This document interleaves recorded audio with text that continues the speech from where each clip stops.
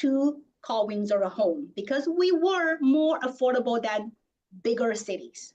So I do not see that happening, not this year at all.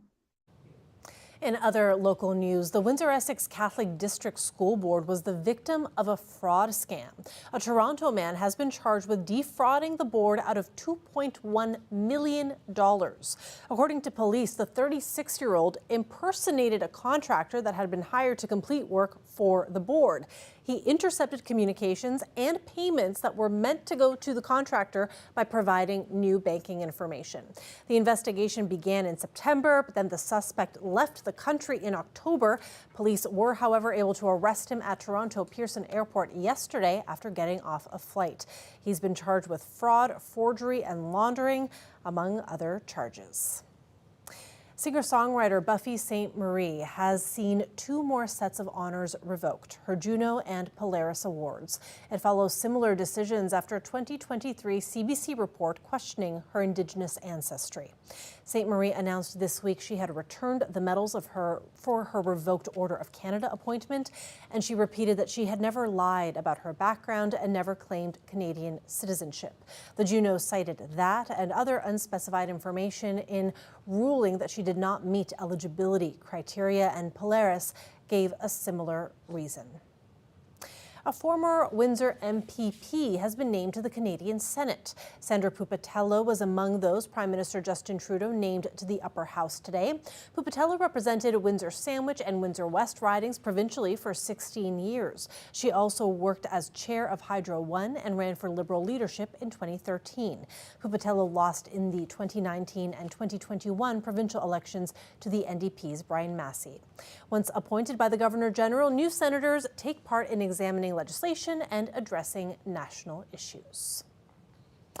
A Windsor alternative metal band is being given a boost by the reality TV show Temptation Island. One of the band's songs will be on the soundtrack of an upcoming episode. CBC Windsor's Amy Dodge spoke with members of the band, part of the plan. Okay, couples, are you ready to put your relationships to the ultimate test? That's a bit of sound from Temptation Island. It's a reality show which first debuted on Fox TV in 2001. These days, new episodes stream on Netflix. In an episode set to be released next Wednesday, you're going to hear a song, I'm So Drained. The tune is by a Windsor band called Part of the Plan. Members of that group have joined us in the studio this morning. We have Brian Santos, he plays guitar, and Cody Weldon is the singer. How does it feel to have your song in a Netflix series? Honestly, incredible. We're on such a huge national platform, and just being able to have that opportunity is incredible. It's still really surreal to be on Netflix. It's kind of hard to put into words, but I just feel very blessed. Are you a Temptation Island fan? Not particularly I'm not a big reality TV fan, but I certainly consume my fair share of Netflix. What about you, Brian? Have you watched Temptation Island? In passing, I think my girlfriend was a lot more excited than I was, but I'll definitely be joining her and watching for sure. I've got a friend, an industry colleague that helps connect us with a company called Atrium Music. They're a publishing company. They're the ones who got us the opportunity. We upload music to their database and work pretty closely together with them to try and get opportunities within TV shows. It's specifically for broadcast. Curious to see when they play it in the show, right? How does it fit into the show? It's got to be one of those moments where, somebody gets cheated on and they're both walking away from each other, and, and then the song gets played. So the song is kind of the capstone on a record that's all about understanding and overcoming your own mental illness and trying to work through some of the, life's greater problems.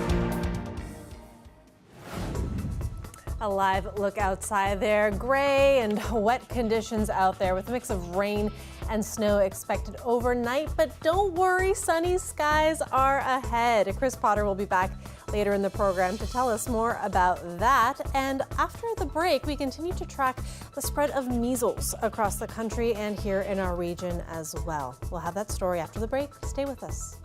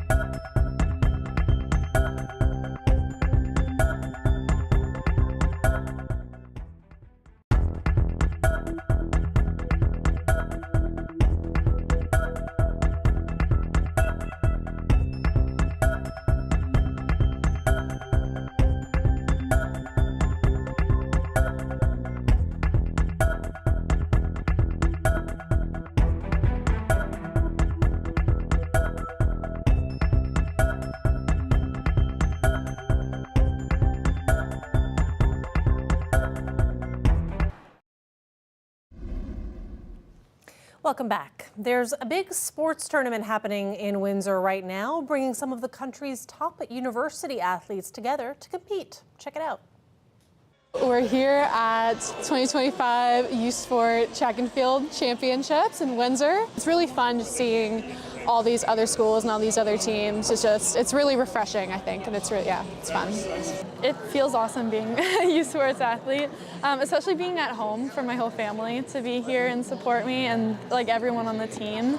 We've got amazing student athletes who represent Canada and international teams from across the country, and so getting here is an achievement in itself. Yeah, we've got a great tradition. We've had over 7 Lancers in the past that have represented Canada, and probably the most recent that people may know would be Sarah Mitten. Sarah's proud alumnus of our program, competing one of the top shot putters in the world. Right now, she went into the Olympic final, seeded #1. There's a great tradition here within our program that athletes have gone well and done well at it, but also across youth sports now. You're starting to see probably, I'm going to say close to nearly 50% of that roster that's on a national program are coming from the youth sport level. I do weight throw and shot put. I'm here for the weight throw. The weight throw is like the ugly stepsister to the Olympic hammer, so a lot of people are much more familiar with the Olympic hammer. We had 2 Canadian Olympic gold medalists, Ethan Katzberg and Cameron Rogers. This is the uglier version of that. It's a 35-pound ball, similar technique, but a lot heavier so we can throw it indoors. So you guys told me you're at different universities, you're rivals, but you're friends? Yeah, like our parents will sit together at meets, they'll talk to each other.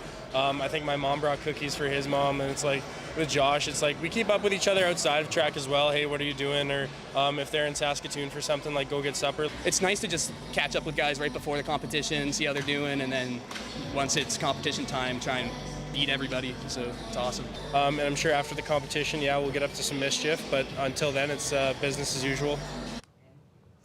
Another measles case has been confirmed in our region, this time in Chatham, Kent. Earlier this week, a case was confirmed at a school in Ruthven, and now the child attended Chatham Christian School. We have more information about exposure sites on our website. The disease has been spreading at a breakneck pace in Ontario and other parts of the country. The first 2 months of 2025 saw more measles cases than all of last year. And with families traveling for March break, public health officials are worried that it's only going to get worse. Jennifer Yoon reports.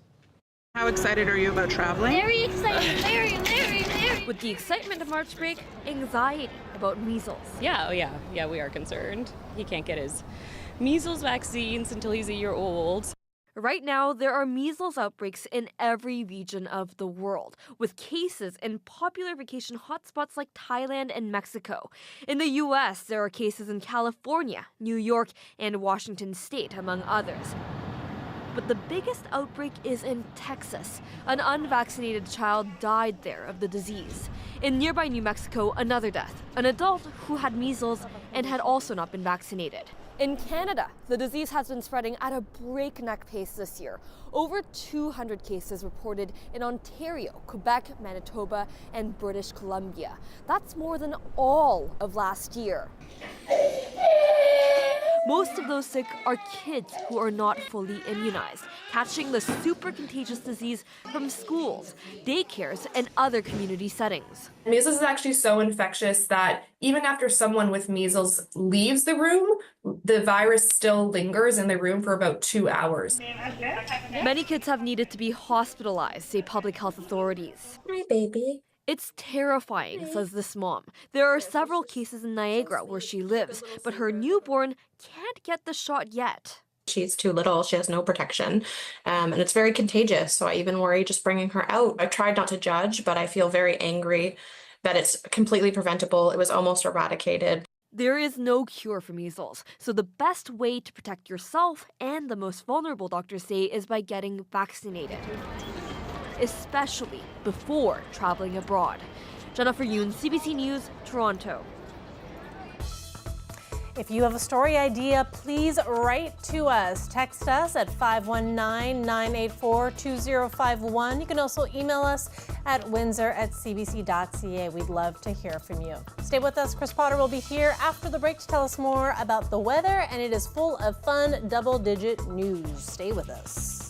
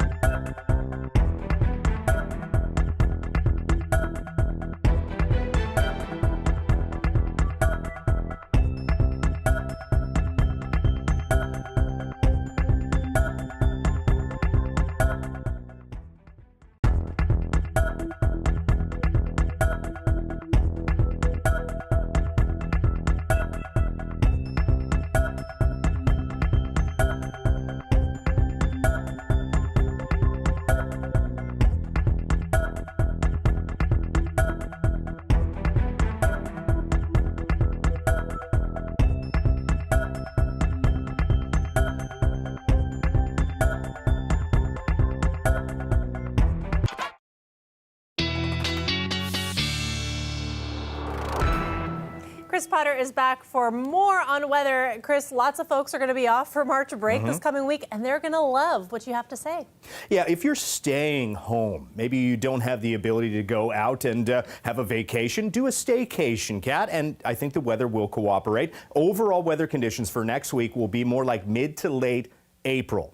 Obviously ahead of schedule, which means it's going to be warmer than normal, and there's not much to talk about in terms of active weather. We'll start off with the stats, if you will. Normal daytime high is just shy of 5 degrees, and that's where we hit today, and pretty much seasonable last night as well. Similar story through the overnight tonight and into the day tomorrow. It's after that that you're really going to start to notice the temperatures climb, especially Monday, Tuesday, and Wednesday of next week. Or Monday and Tuesday, I should say. Temperatures right now at 1 in Windsor, 1 in Chatham, 0 in Toronto, -3 in Ottawa. And closer to home, temperatures are just above the 0 degree mark. We've seen drizzle, we've seen a few showers. Now a little bit of light, wet snow is starting to work its way in, but with temperatures hovering around 1, most of that's just going to melt on contact. So this isn't going to be an accumulation event. It is driven by a system literally scooting just south of the lower Great Lakes, but it's just going to clip Windsor and Chatham, possibly Leamington, no further north. Then a weak cold front moves through, so tomorrow morning will be bright. It's going to be a little cool, especially with the breezy winds, but after that, like I said, temperatures will continue to climb as more of a southwesterly wind kicks in next week. So mostly sunshine expected for tomorrow. A little bit more cloud moves in for the evening and into the overnight. A little line of light wet snow will move on through. That will clear through the area very rapidly. Once again, no accumulations are anticipated.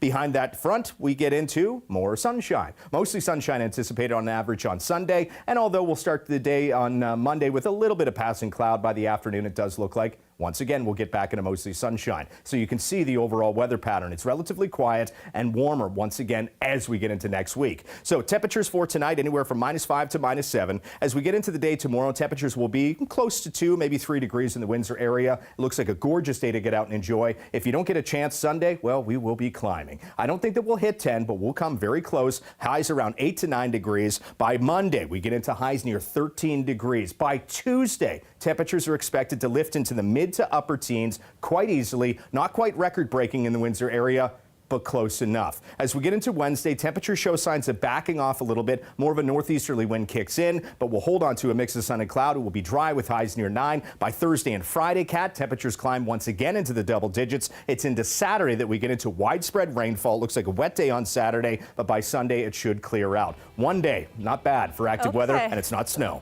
Not bad. All right, well, I know folks are going to enjoy the warm weather in the days ahead. Thank you so much, Chris, and thanks so much to you all for watching. I'm going to be off for a couple weeks, but you're going to be in good hands with our team here. Have a great night.